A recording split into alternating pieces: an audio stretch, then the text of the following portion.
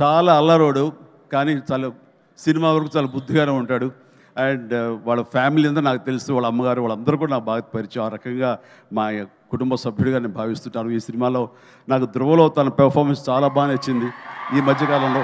అలాగే ఈ సినిమాలో కూడా చాలా చక్కటి క్యారెక్టర్ చేస్తుంటానని నేను భావిస్తాను. ఇంకా మంచి క్యారెక్టర్స్, ఇంకా నువ్వు వెరీ స్ట్రాంగ్ హీరోగా ఉండాలి నా కోరిక. అతను హీరోగా ఉన్నటువంటి ఆ లక్షణాలు అన్నీ ఉన్నాయి. బట్ వస్తుంది అవకాశం, చేద్దాం. అండ్ దెన్ నేను ఎప్పుడు టైం పాస్ అవడం కోసంగా చూస్తుంటే ఒక వ్యక్తిని తరచూ చూస్తుంటాను ఈ మీమ్స్లో.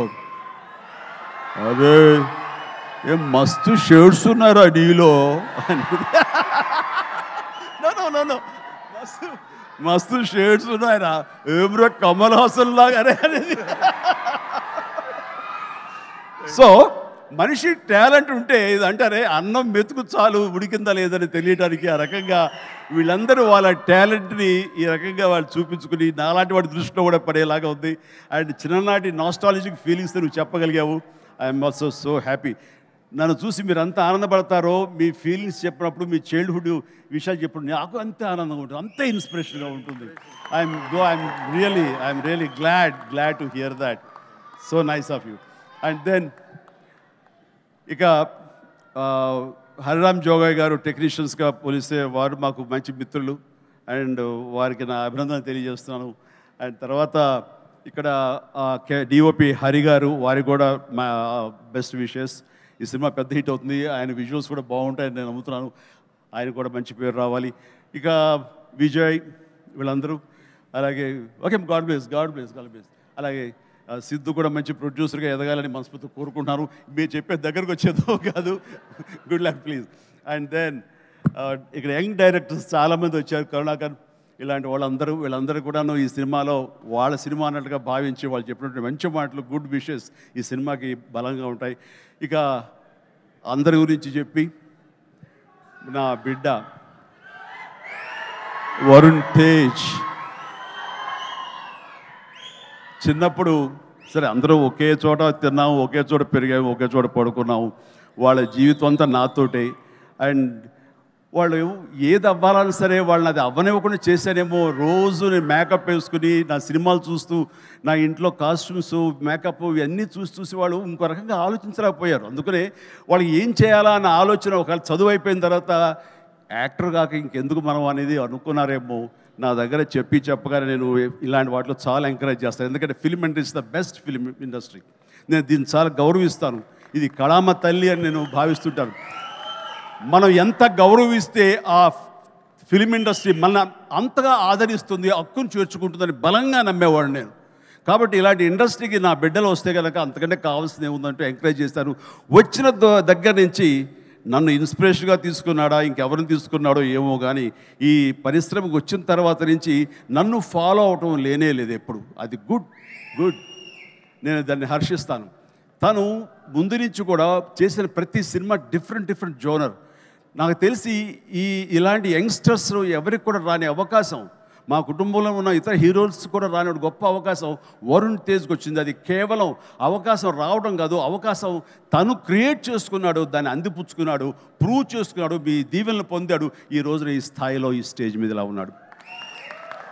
అంటే ఉదాహరణకి ఫస్ట్ ఫిలిం ముకుంద చూస్తే ఒక రూరల్ లవబుల్ బాయ్. ఆ తర్వాత కంచ, అసలు ఎప్పుడుదో 1947 ఆ టైంలో వరల్డ్ వార్ సెకండ్ టైంలో ఉన్నటువంటి ఒక సైనికుడు, మిలిటరీ సైనికుడుగా. ఆ తర్వాత ఒక హ్యోమగామిగా, ఆస్ట్రోనాట్గా. అలాగా ఇంకో సినిమా ఒక గద్దర్ గణేష్, అది నా చాలా ఫేవరెట్ గెటప్. అది చూస్తే కనుక పెర్ఫార్మెన్స్ అది చాలా డిఫరెంట్గా చేశాడు. నా ఫేవరెట్ ఫిల్మ్ అది వరుణ్లో. అండ్ తన స్టైలు, హెయిర్ స్టైల్ దగ్గర నుంచి నడక, ఆంగికం, గెస్టర్స్ ఇవన్నీ కూడా చాలా డిఫరెంట్గా ఉంటాయి. ఆ సినిమా కానివ్వండి. ఆ తర్వాత ఇక ఎన్ఆర్ఐ చేసినటువంటి ఫిదా కానివ్వండి, లేకపోతే లోకల్ సోఫిస్టికేటెడ్గా ఒక లవర్ బాయ్గా చేసిన వాళ్ళ బాబాయ్ ఇన్స్పిరేషన్ తోటి చేసిన తొలి ప్రేమ కానివ్వండి. అలాగే లేటెస్ట్ ఫిల్మ్స్ వరకు కూడాను ప్రతిదీ చాలా ప్లాన్డ్గా తను చేసుకుంటూ వచ్చాడు, సక్సెస్ఫుల్గా చేసుకుంటూ వచ్చాడు. ఆ ప్లాన్లో ఒక భాగమే లావణ్యని కూడా కట్టుకున్నాడు. అది సో ఆ రకంగా ప్రతిదీ వెరీ వెరీ సక్సెస్ఫుల్ స్టెప్స్ వేసుకుంటూ అన్ని జోనర్స్ యొక్క టచ్ చేస్తూ ఈ 13 తను చేసిన 13 సినిమాలు ప్రతిదీ వైవిధ్యమైన సినిమాలు చేసుకుంటూ ఎవరికి రానట్టు డిఫరెంట్ జోనర్స్ చేయగలిగాడంటే నేనేదో రొమాంటిక్ హీరో, నేను యాక్షన్ హీరో, కేవలం ఇలా చేయాలి అన్నది కాకుండా డిఫరెంట్ సినిమాలు చేసుకుంటూ వచ్చాడు. అందులో నేపథ్యంగా ఫస్ట్ టైం అంతకుముందు గాజీ అని నేవల్ సినిమా వచ్చింది, సబ్మెరీన్ బేస్ చేసుకుని రాణా యాక్ట్ చేసింది. ఆ తర్వాత ఎన్నో మిలిటరీ బేస్ సినిమాలు వచ్చి ఉంటాయి, ఉన్నాయి కూడాను.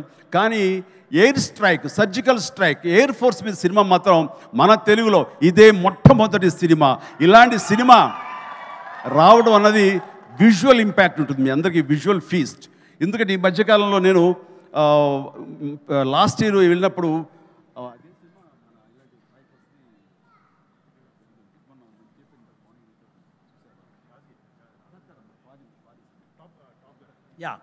టాప్ గన్ సినిమా చూశాను. టాప్ గన్ సినిమా చూసే ఇంత బాగా మనం చేయగలమా, ఎంత బాగా చేశారు అండ్ అంటూ నేను చాలా ఆశ్చర్యపోయాను విజువల్స్కి. అది 1 year బ్యాక్ చూసిన సినిమా. అది ఈరోజు చూస్తే కనుక మనలో మన తెలుగు వాళ్ళు, మన వరుణ్ తేజ్, మన సిద్ధు, మన శక్తి వీళ్ళందరూ కలిపి అలాంటి సినిమాని ఇక్కడ ఈజీగా చేసి అవతల పడేశారంటే టాలెంట్ అనేది ఎవడబ్బ సొత్తు కాదు, మనం కూడా ఆ స్థాయిలో ఉన్నాము. ఆ స్థాయిలో ఉన్నావు అనేది మరొక్కసారి ఈ సినిమా ద్వారా నిరూపించబడుతుంది. ఇలాగే వండర్ఫుల్గా చేశారు వాళ్ళందరూ. అండ్ ఈ రోజున అలాంటి విజువల్స్ తోటి సినిమా చూడలేదు ఒక వండర్ఫుల్ ఒక ఎక్స్పీరియన్స్ ఇది నేను అనుకుంటున్నాను. ఆ ఎక్స్పీరియన్స్ ప్రతి వాళ్ళు అనుభవించాలి, ప్రతి వాళ్ళు చూసి తినాలి. అది నాకైతే మాత్రం March 1 ఎప్పుడో చేస్తుందా, ఎప్పుడు చూద్దామా అని అన్నీ కుదిరితే కనుక ముందు రోజు చూపిస్తానని భావిస్తాను నేను. ఓకే చూద్దాం. బట్ ఇలాగా ఈ సినిమాకి పనిచేసేటువంటి ప్రతి ఒక్కళ్ళు, అలాగే మ్యూజిక్ అవకాశం ఎంత ఉందో తెలియదు కానీ మంచి RR తోటి అద్భుతంగా చేయగలడు mayor, Vicky J mayor. And of course ప్రతి ఒక్కరికి ప్రతి టెక్నీషియన్స్కి నా హృదయపూర్వక అభినందన తెలియజేస్తూ ఈ సినిమా పెద్ద హిట్ అవుతుంది. ఈ సినిమాని హిట్ చేయటం అనేది తీయటం వరకు వాళ్ళ బాధ్యత. హిట్ చేసి ఆ రకంగా మన సైనికులకు నివాళులు ఇవ్వాల్సింది, ట్రిబ్యూట్ ఇవ్వాల్సినటువంటి బాధ్యత, వాళ్ళకి సెల్యూట్ చేసిన బాధ్యత మనందరి మీద ఉంది. జై హింద్.